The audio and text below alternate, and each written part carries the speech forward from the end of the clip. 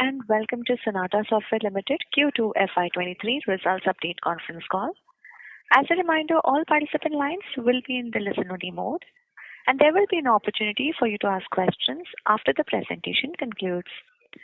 Should you need assistance during the conference call, please signal an operator by pressing star and 0 on your touchtone phone. Please note that this conference is being recorded.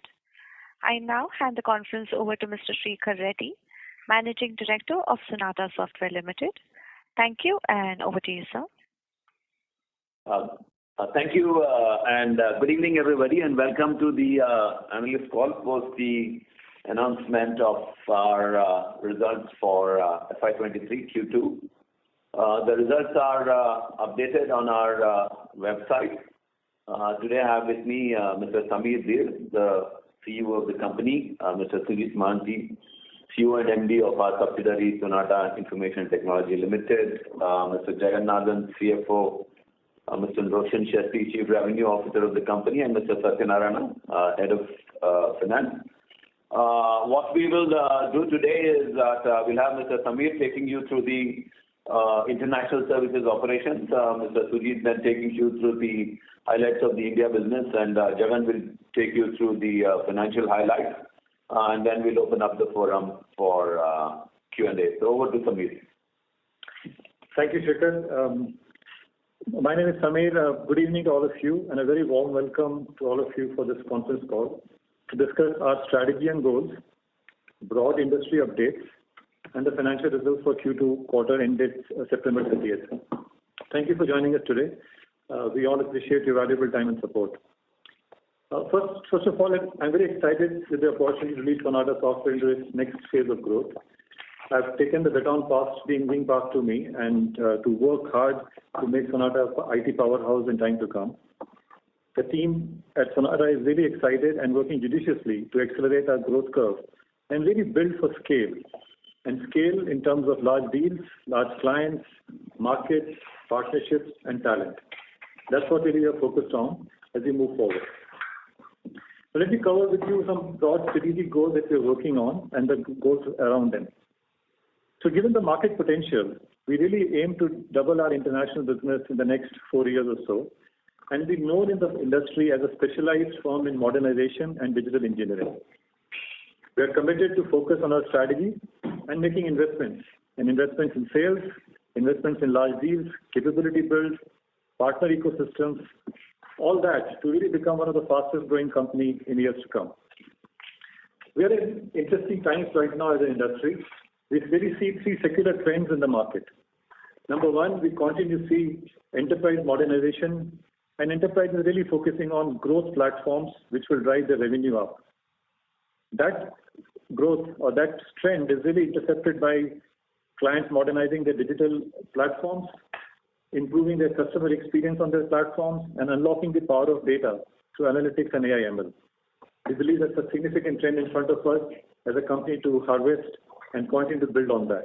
The second trend we continue to see is leveraging technology to strengthen compliance and security. And we're really bullish about that with the capabilities that Sonata has built over the years. We think we are rightly positioned to capitalize on that trend as well. And third, quite very importantly right now, to continue to build deep engineering talent, which is specialized and not generic. We really have prided ourselves over the years to build deep engineering talent in the company, and that's something that we want to continue to harvest upon and continue to intercept the market on the trend. Now, if you have a question for me and say, so how are you going to build for this growth? And I think the answer to that is really focusing on the verticals that Sonata has been traditionally strong in. We have been traditionally strong in high-tech industries, manufacturing, retail, and travel verticals. As we go forward, we are doubling down to scale our BFSI and healthcare life sciences verticals. We're really spending investment dollars in the continuous investment dollars in BFSI and healthcare verticals to strengthen those verticals from the vertical point of view. The second investment we're making is in our sales and marketing across the globe in USA, Europe, ANZ, and APAC. We really continue to strengthen our sales organization, account mining, hunting organization to really build out a world-class sales organization and really empower the teams with the cutting-edge, bleeding-edge digital tools to be most efficient and really continue to add value to our customers. The third side of building scale from a growth perspective is really to continue to focus on modernization and solutions.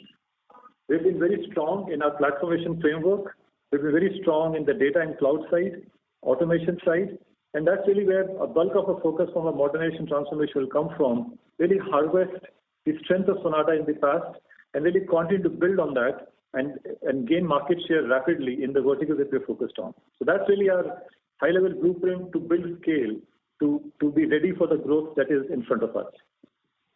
If you have a question for me which says, how do we build engineering talent go forward? What are we doing different to really build out the capabilities that are needed to gain more and more market share? My response to that will be, we're really building talent ahead of time and not be surprised with the growth. We really continue to, with our plans to hire lateral talent, we are continuing with our plans to hire fresher programs. We are building out development centers in European geographies and other geographies where we're servicing our clients. We continue to also invest deeply in personalized training for our engineering teams. Depending on the track they are on, we continue to invest dollars to make sure that we continue to harvest and nurture talent which is best in breed from an engineering perspective. All this keeping in mind that we are also expanding into tier 2 and tier 3 cities and keeping diversity and inclusion as the main focus from a talent build-out perspective. So we really continue to make sure that we have a very diverse workforce and a global workforce as we move forward. As we have embarked on this strategy, which is really a continuation of our past and build out the future, we are beginning to see some early success in this front. I'm proud to share with you that we closed out a very large deal in the current quarter. This is with a Sweden-based manufacturing conglomerate who are a leader in access products. This is a company which is in 95 billion and over in revenues. So we think as we close this large deal out, we'll continue to farm and radiate this customer. And really the nature of the work is at the heart of what Sonata has stood for over the years. This is a customer where we're going to modernize their systems, accelerate their business transformation, bring in sales efficiencies and channel efficiency, real-time customer engagement, not only with customers but suppliers, distributor engagement, and all this in an agile, transparent manner. And this is really what we are very happy about with this win, because it sets up the foundation for us for a very large European customer. But beyond that really is harvesting our investment in the modernization space. The second win, marquee win that we had this past quarter was for a SaaS-based talent management and development client, which has over 6,000 customers spread across 180 countries. And for this customer, we're really implementing a solution to modernize the current suite of products on AWS platform and doing their modernization work, doing the cloud modernization, product lifecycle management, and really getting them ready to adopt the infinite power of the cloud platform from a cloud-native development perspective. So we're beginning to see early offshoots and success of the investment strategy that we have put out, which is all towards the scaling the platform from a growth agenda perspective. Now let me cover very briefly the market and industry update. Despite some macro concerns that have been talked about in the industry, so far from a service demand indicator perspective, our outlook is very strong. We have seen some decisioning delays, but overall the demand environment seems robust. Our pipeline continues to grow, and we continue to drive growth from a pipeline perspective with our clients' platforms, which are very growth-oriented. These are customer-facing platforms, revenue-facing platforms for customers, and they're all underpinned by work in the cloud, data, and automation space. And this is again the cornerstone strategy of Sonata, so we can harvest the momentum as we move forward. With that, let me move quickly to the Q2 update. We had a good, strong performance in the most recent quarter. Our international service revenue will grow 1.7% sequentially and 16.9% Y-on-Y. On rupee terms, 5.4% sequentially and 27.6% Y-on-Y. In constant currency terms, we witnessed 3.9% sequential growth and 22.8% Y-on-Y. Our operating margins are at 25.7%. Beyond numbers, this quarter we also added over 850 employees, out of which we have also kept our promise for the inducting freshers. Out of the 850, 300 were freshers. And we are also beginning to see tapering down of the attrition. This is the quarter we saw attrition come down by more than 2 percentage points within the quarter compared to prior quarters. With that, in summary, we're very excited about our long-term prospect of our growth. We have started taking steps to invest in the business and strengthen our sales and solutions to gain the market share by building scale ahead of time. We aim to be in the top 25% quartile of revenue performance in the industry in time to come. We expect the momentum to take off in about 3 to 4 quarters, and all our investment initiatives are really built around that to continue to build a very strong and robust order book and pipeline. Thank you. With that, let me turn it over to Sujit for his comments. Sujit? Thanks, Samir. Good evening to everybody, and welcome to the call. As you have seen from the results, we had a fairly good quarter. On the EBITDA side, we had 40% year-on-year growth. From the Indian market perspective, with most of our customers, we continue to see their investment for digital transformation. And most of our customers, this process continues even during this quarter, as well as we believe that going forward, this initiative from each of these customers will continue for some time. This gives us an opportunity to have more business on the hybrid infra and on the cloud infra, and that is what the focus we have as a group. And with most of our customers, we were working with them in their digital transformation process and helping them to build up their hybrid and cloud infra, which is required to deliver a good digital experience to their customers as well as for their process. From segment perspective in Indian market, I think IT, ITS, BFSI, pharma, these are the industries which are, where you can see really good cloud consumption growth. And with whatever our interaction and experience we have with these customers, and as well as with most of the our cloud providers, we believe that this trend is also going to continue. In Indian market, various of our customers at various stages of this cloud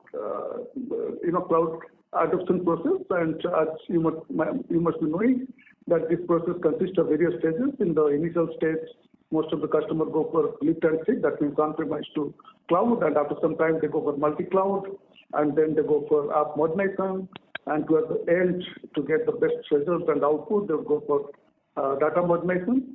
So as a partner, we would like to be a strategic partner to each of our customers in each of these stages, and that is what is our business goal, and we continue to work on that. We continue to focus on our large annuity and platform contracts.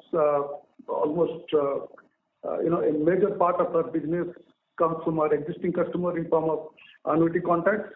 Almost 85, our annuity renewal rate is almost 85%, and that gives a lot of comfort for the future business.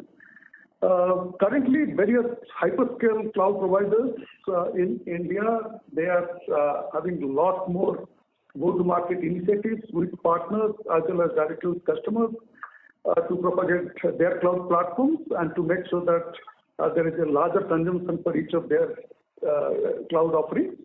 And we are taking advantage of that. We are trying to work with each of them. We are trying to have more and better GTMs with each of them so that we get a larger share of the business. That's from me. Thank you so much. Hand it over to Jagan. Hi, thank you, Sujit. Good evening, all. Thanks for joining for this call. Now I'll take you through the financial performance of the company. Start with the consolidated performance because this includes the India and the international revenue. I'll cover the revenue of international business separately and domestic business separately. With regard to the important pointers for the last 12 quarters, the CQGR of EBITDA growth as well as the PAT growth has been consistently high. We are at 3.4% and 3.8%, which reflects a very strong profitability, continue to have a very, very strong industry-leading profitability in our business. That's highlighted here. The next is the international business. Now we have to talk about the revenue growth. This quarter, as Samir mentioned, we had a US dollar revenue growth of 1.7%, but the constant currency was 3.9%, which is in the top echelon of the revenue growth for this quarter in the IT services space. Our profitability continues to be very strong. Our PAT growth has been consistently high. The CQGR of our PAT growth has been 2.8%, and we reflected strong profitability of 25 of EBITDA of around 25.7%, which is an industry-leading EBITDA for the business. Coming to the domestic business continue to do well. As mentioned by us, please measure the domestic business as the growth of absolute gross contribution rather than as a percentage of profitability and revenue as a growth because that's the turnover for the business. We wanted to measure the business on the absolute amount of gross contribution and this growth on that. We continue to grow this business very well, and this business gross contribution again has grown quarter on quarter very well. Coming to the financial summary of this is a breakup of the financial performance of the various both international business and domestic business separately. This has been shared with you. We can take questions later whenever the questions come in. And key operational parameters, there is no major changes in the operational parameters. Few of the geographies like Europe had an impact because of the cross-currency impact was reflecting on the percentage of contribution. This is like an aberration because of the strong movement in the currency during the end of the quarter. The same has been reflected in couple of verticals also like retail. Otherwise, there is no major movement between the same. The on-site offshore mix is again a small change in that of on-site offshore mix. Again, the cross-currency impact on on-site revenue has been there to some extent. Otherwise, this is we don't expect this like an aberration. We don't expect this to change much in the coming years. Coming to the other vertical, we have continued to have a strong client addition. We have added 12 customers this quarter, and we continue to focus on further growth. We expect that the strong performance to continue for the remaining part of the year. And with this client additions, we expect the growth to be propelled in the coming quarters also. With this, I complete my financial update and it back to further questions. Thank you very much. We will now begin the question and answer session. Anyone who wishes to ask a question may press star and 1 on their touchtone telephone. If you wish to remove yourself from the question queue, you may press star and 2. Participants are requested to use handsets while asking a question. Ladies and gentlemen, we will wait for a moment while the question queue assembles.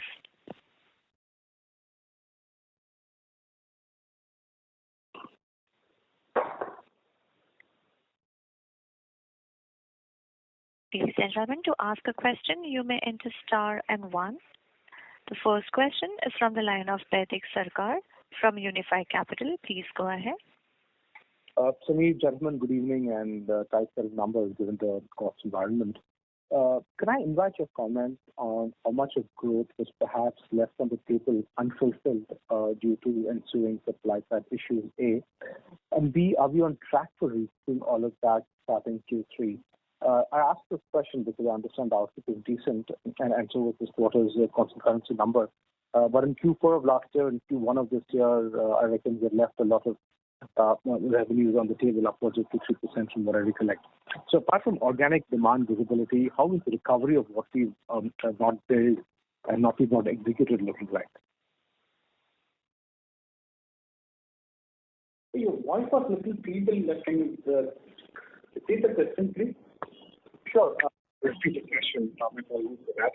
I was seeking to invite your comments on how much of growth was perhaps left on the table, inbuilt, unfulfilled, due to the change supply.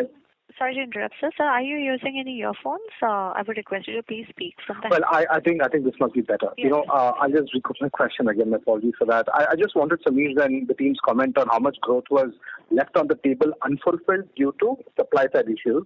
And are we on track for recouping that starting Q3? I asked this question because in Q4 of last year and Q1 of this year, there was upwards of 2-3% growth that was not built and not executed because of supply side issues.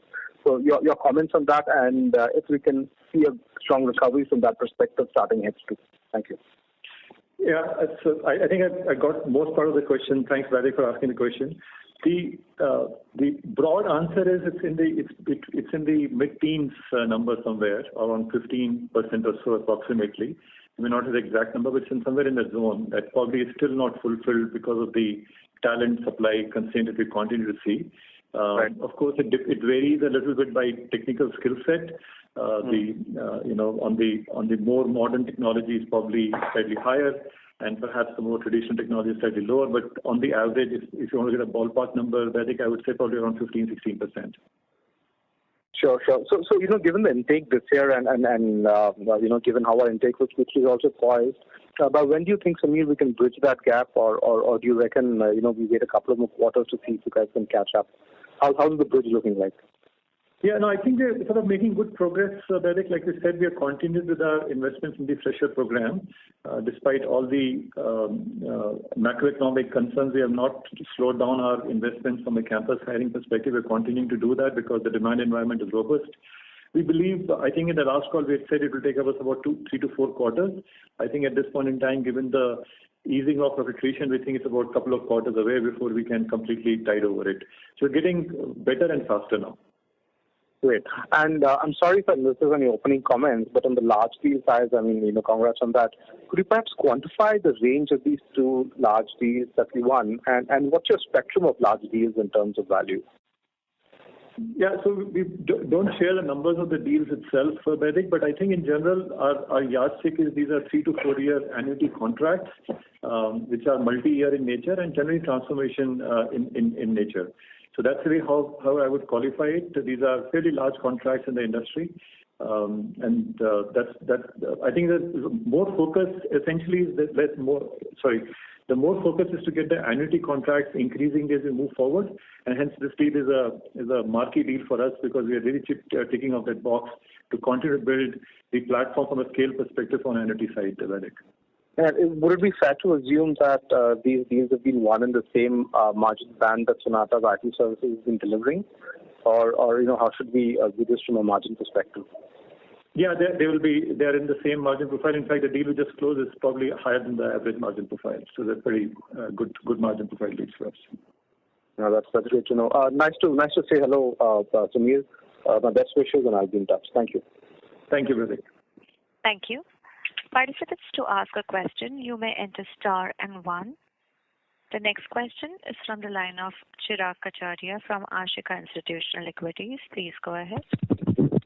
Sir, I have a question. Like, we are migrating from Salesforce to Microsoft platform. So there are many peers who are also offering Salesforce platform. So how this Microsoft offering will give us edge in the client ecosystem and the acceptance from client side for the same? If you could throw some qualitative insight on same. So your voice was also not very clear. Your question is if you're migrating customer from legacy platform to Microsoft stack, what is Sonata's differentiation? Is that the question? Yes, that is the question. Okay.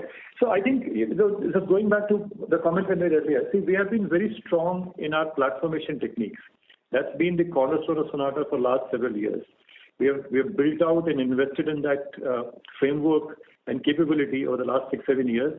And that's really at the heart of this whole success that we're beginning to see now in the market. Why that is important? Because it's not just about migrating customers from legacy to on cloud, lift and shift, but it is also transforming their estate to really drive meaningful insights from a customer data analytics perspective. It is also about modernizing and unleashing the power of cloud so that development cycles can be faster. It's also about driving the automation along the way. It's also about shedding the legacy code. It's also about moving to a more modernized CI/CD DevOps pipeline. So it's a whole stack that we offer as a platformation technique, which is really inbuilt into our whole engineering DNA of the company, which continues to differentiate us against the competition. And does Microsoft provide us any exclusivity? Well, I think we have built ourselves our own differentiating tools, framework, and IPs over the years, and that's what really differentiates us. Of course, Microsoft endorses that in many of these engagements, but there's no exclusivity. That's a direct question. We have differentiating rights because of the investment we have made over the years in these areas. Okay. And sir, can you throw some light on macroeconomic environment challenges which we are facing in execution, and also client side spend commentary in such uncertain times? Yeah. So like I said, I think overall the demand environment is still pretty robust. Our pipeline continues to grow. We continue to see our pipeline grow in line with our results that we just announced. So I think we're very happy with the progress we're making. In addition, we're very happy with the progress we're making on the order book side. Our order book continues to be very strong in general. The momentum is very strong. Of course, there are some decisioning delays given the macroeconomic conditions, but those are sporadic at this point in time. They are not concerning us as we move forward. Okay. And that's true for all clients across the globe at this point in time. That's our general market observation at this point. So you are since quite long in the industry. So if we compare a current slowdown with what we have seen during the GFC and post that, is it similar nonsense or a bit different this time? I think that's $1 million question. I wish I had an answer for you. I think things are developing at this point in time. Like I said, we are not seeing that slowdown at this point in time, but we'll keep the audience informed as we move forward. At this point in time, we are hunkering down and continuing to maximize the opportunity in front of us. Our investments are in that direction, our market momentum is in that direction, and we are continuing to build out the company as we move forward in that direction. Okay, so thank you so much. All the very best. Thank you.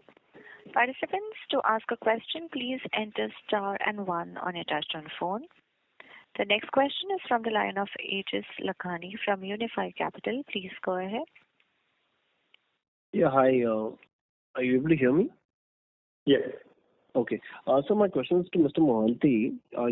I'd like to understand how we should model the scale-up of your products reselling business. Because we haven't honestly seen this scale of sequential profitability growth. So I'm really sort of looking to understand how deep and long is this runway. And, H2 is usually significantly, there's a significant scale up that takes place in H2. So should we expect the same? Yeah,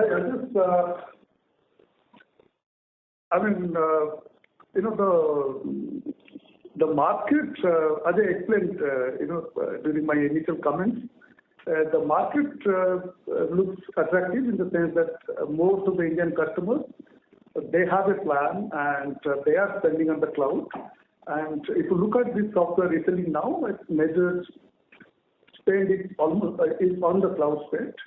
And that's what I said, that the way we are looking at the market and we are observing the market, I think the cloud expenditure of the customer will continue to grow for next couple of quarters for sure.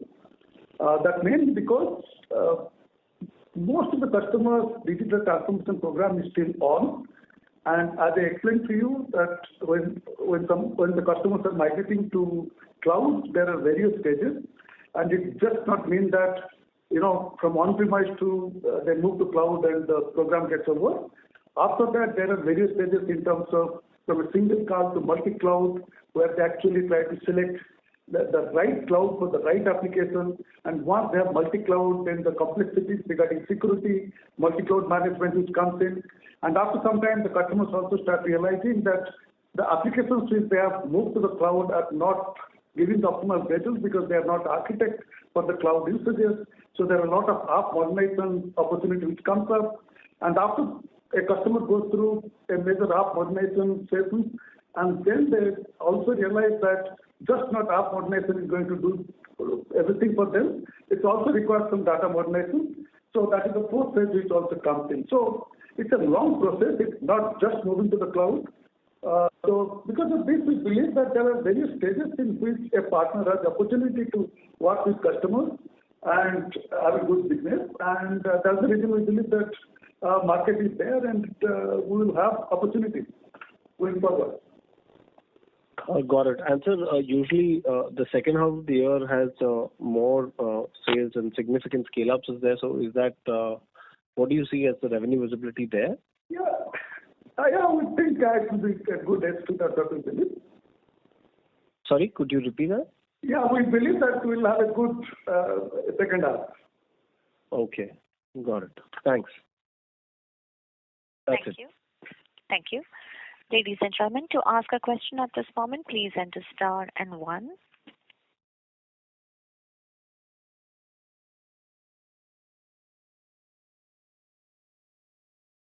Next question is from the line of Sameer Dosani from ICICI Prudential AMC. Please go ahead. Hi, thanks for the opportunity. Just to understand, right, what we hear from industry experts is that retail and manufacturing as a sector has been struggling economically. So IT spends in these sectors here is more vulnerable. We have a decent exposure, right? So retail is like 15% in our IT services and 20% is distribution and manufacturing. So how do you see the trend in this business specifically? And if you can highlight or quantify where is our tilt? Is it more on the project implementation, more on annuity? If you can just throw some light on this. Thanks. Sure. Thanks for the question, Sameer. I think there are two parts to this. The bulk of the work we do for our clients is really transforming their core systems. And we are in many ways defining their future modernization agenda. So those programs that are in flight are continuing at this point in time. So there is no let up. Of course, there might be some sporadic cases, one or two clients here and there, but in general, the business momentum that we have seen in the first half of the year is continuing into the second half of the year. We're not seeing any slowdown, and that includes retail and manufacturing distribution included. Now, from a net new pipeline perspective, there have been some decisioning delays, but I would say they are just delays by a month or so. They are not like the projects have been cancelled or stalled, and we are continuing to watch that space very keenly. Our pipeline build out, as I said earlier, is continues to be strong, and order book continues to be strong. At this point in time, we are not concerned about. There's nothing outlier about the behavior that we're seeing in the marketplace. It's very consistent, what we would have normally expected in an environment like this. So it's not concerning us, at least at this point in time. Understood. Thanks for the answer. And when I look at your, I'm not sure whether we disclose it. I don't think we disclose it. What is the utilization trend? Because we have hired a substantial number of headcount now, 800 in this quarter. And I think I look at your utilization of billability, if I'm not wrong, that is the metric that you disclose. We don't see any impact on that. Could you explain how is that utilization changing? And if you can also highlight what is the kind of number of freshers that you would have hired till now, and how much are deployed from that? Yeah, thanks. Yes, we can answer the last question first, Sameer. We have added about 290 campus minds in this quarter, and we have in that 200 people have joined in September and 90 have joined in the month of July. So this 90 people will be deployed in the project probably by next month. They have 3 months training period. The other 200 people are under the training now. Coming to this, most of the additions during the quarter have been lateral replacement additions. And our utilization remains the same because we have put in the process of effectively, as Sameer was mentioning, the demand on the pipeline is good, new project additions have been good, new customer addition has been good. So we are continuing to have a good utilization, what we call it as billability. So that is continuing to be good at remaining at 82% for the company. So sorry, I couldn't get the number. So out of the 290 freshers, how many freshers have been added in the September month? September is 200. 200. Okay. So the full quarter impact of this will come in next quarter, right? Next quarter, correct. Okay. Correct. Okay. And out of 200, how much? Out of the 280, how many are deployed? No, our 90 are completing their training in the month of October. That is this quarter. In this month, they are being deployed into the project. 200 will complete it by November, December. So they will be deployed at the end of Q3 or beginning of Q4. Understood. And just to get a sense, how many freshers have we hired in H2 as a total? If you can give that number. Total number of freshers we are hiring is about 550 for the year. Okay. This is the target you're saying, right? Yes, this is the target, correct. And how many already hired from this 550? Half of them, right? 290 is already hired. Okay. Sorry. So 290 was the H1 number. Okay. Thanks for the and last question, sir. If you look at IT services as a business, right?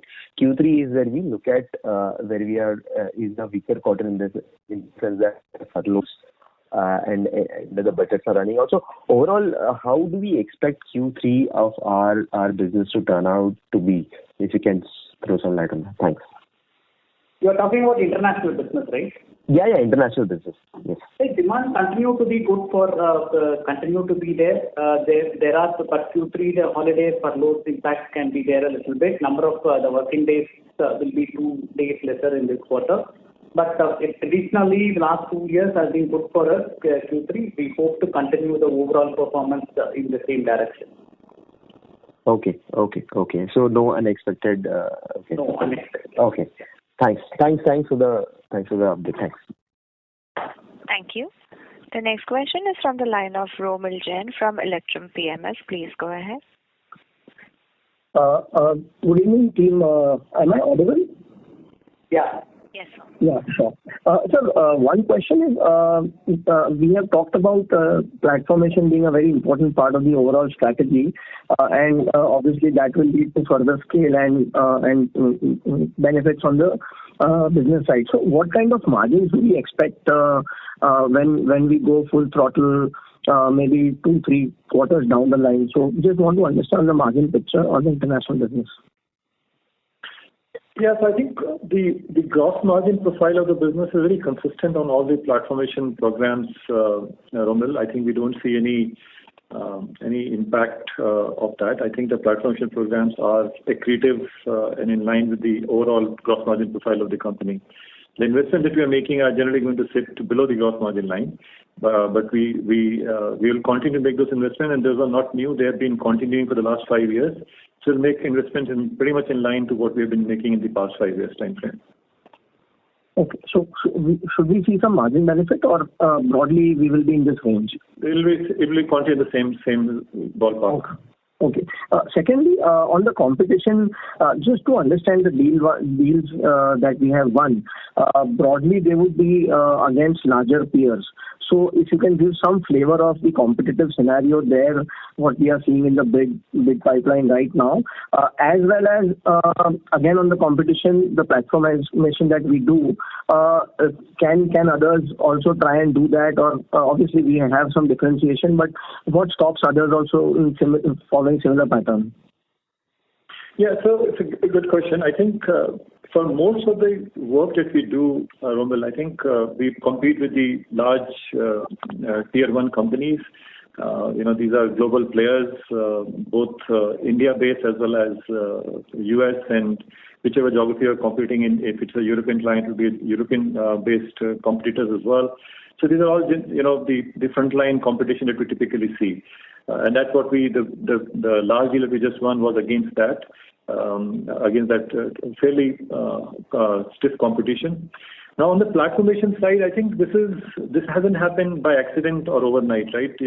As they say, success is created over the years. So the last 5-6 years of sustained investment that Sonata has made to really differentiate into the transformation techniques and tools and framework is really a culmination point. And it's not just about the framework, it's about training your staff. It's really about wiring that whole DNA in the company to live that mission and vision every day. It's a fairly long process. Can everything be copied? The Toyota saying everything can be copied at some point, but it takes time. And we are continuing to invest, so we know by the time competition catches up in maybe 3, 4, 5 years' time, we would have leapfrogged to the next level of evolution ourselves. So we're not concerned about that. We believe we have a unique sauce to continue to differentiate in the market in that sense. Okay, that's good to hear. Sir, one question on the acquisitions. So just want to understand, as we mentioned, we are going to double the revenue in broadly 4 years on the international side. Does this include any inorganic acquisitions also, or it is purely organic? Yeah, I think that the strategy is to grow the company. We are not averse to taking acquisitions along the way. Romil, if we find a suitable property which is in line with our overall broad strategy that we laid out to you, I think if we find a property, we'll take it, but it is not picked upon as a constraint to do that. It has to be thought out M&A. If we have to do, we'll do it, but it has to make and meet our strategic goals. It won't be for scale. Okay. So that means this would be broadly organic, is what we can assume. I wouldn't qualify either way. It really is how the market develops. I think we'll have to see how the market develops and how the opportunities present. But our aspiration is to double the company in about 4 years, and that's what we really head down focus on. And along the way, if an acquisition makes sense, we'll do it. If it doesn't make sense, we'll do it organically. Got it. Sir, can I just ask one more question? Yes, please go ahead. Yeah. So in terms of the overheads, okay, obviously in COVID, a lot of travel and everything had gone down. So in current quarters and going ahead, are we broadly at a normalized level in terms of all the other overhead expenses? Not exactly. Still, the people have not fully come back to the office, but the travel is increasing. We do not be like last year. It will be the overhead cost will go up this year, but not to the pre-COVID levels still. We expect like it will take another 3-4 quarters at least to get there. But people coming back to office and working from home is a larger industry problem. So that requires some time to solve. Okay. Thanks a lot. All the best. Thank you. The next question is from the line of Krishna Thakkar from Anand Rathi. Please go ahead. Yeah, hello sir, Mohit here. Just wanted to check, is there a reclassification as far as your disclosures are considered vertical-wise in Q2 versus last quarter? Q2 versus last quarter, which vertical specifically? For example, I see this drop also in travel vertical, and then there is some number change in OPD or ISV. So therefore, is there some part of revenue which would have gone from travel to ISV or something like that? No. Travel has come down because of the cross currency, because our travel is majorly Europe. Okay. And in the last quarter PPT, the percentages were little different for Q1 versus this time. But as per you, there is no reclassification that must have been. No reclassification. This is only because of the cross currency impact of various currencies that has impacted in few of the verticals. Okay. And sir, just one thing on the ISV, we have seen this sharp pickup. So I may have missed it little earlier, but what drove this and what is the outlook there in ISV particularly? Yeah, so Mohit, let me build on the first question first and I'll answer the second question. So in terms of the volumes in travel and other verticals, it's grown in line with our overall numbers, but because of the cross-currency impact, we're seeing the numbers go down in travel specifically. On the ISV side, I think our product engineering heritage continues to be strong. So the ISV that we continue to build out their core platform, which are their revenue generating platform, there is no let up. And we continue to build that momentum out. And hence we are continue to see the market momentum in that direction, Mohit. So this is something which you think is not project driven essentially, and we should see the momentum building up ahead. Yeah, I mean, yes, absolutely. That's our expectation as we move forward. The market momentum holds up, and that's what we're seeing at this point in time. And the product engineering work that we do for various ISVs and transformation work we do for them is absolutely the pipeline is there to continue to build that out. Perfect, sir. Thank you. Thank you. The next question is from the line of Sameer Dosani from ICICI Prudential AMC. Please go ahead. My questions will be answered. Sorry. Thank you. Thank you. Participants, if you wish to ask any questions, please enter star and 1.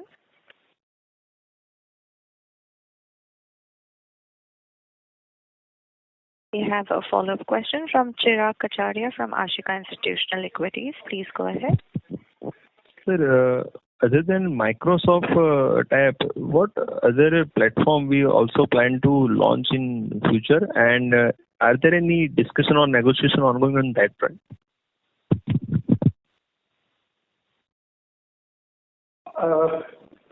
So if you are asking from the Alliance perspective, currently we have partnership with Microsoft, Google, AWS. Okay. I'm asking from a point of view mitigating the revenue concentration risk. That's why. Yeah. Okay. So it's from a sell-to point of view. Sorry, let me take that. So I think as we scale the platform forward, and I talked about it earlier, we're really continuing to invest on logos that can scale for us, and that's the whole sales investment thesis that I covered earlier, Chirag, in the commentary. So we have logos in the travel space, we have logos in the healthcare space, and that's what we're really focusing on to scale those logos up as we move forward and work on the diversification topic that you're on. That's something that we are judiciously working on. We believe it's a two-year journey. It will take us to diversify the business, but that's what we're focused on. And even the new logos that we're doing, the must-have account that we have is really all about Fortune 2,000 to 5,000 companies, so that these logos have the potential to grow out for us as we move forward. So it's a very significant focus we're driving as part of our go-forward strategy from a radiation point of view and new logo acquisition point of view to work on that aspect. Okay, thank you.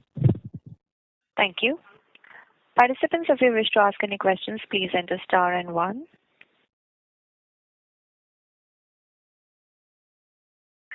As there are no further questions from the participants, I now hand the conference over to Mr. Srikhar Reddy for closing comments. Right. Thank you all very much for joining the call today. Thank you for your continued support. I look forward to hearing from you in future conference calls. Thank you again for joining today. Thank you very much. On behalf of Sonata Software Limited, that concludes this conference. Thank you for joining us, and you may now disconnect your lines.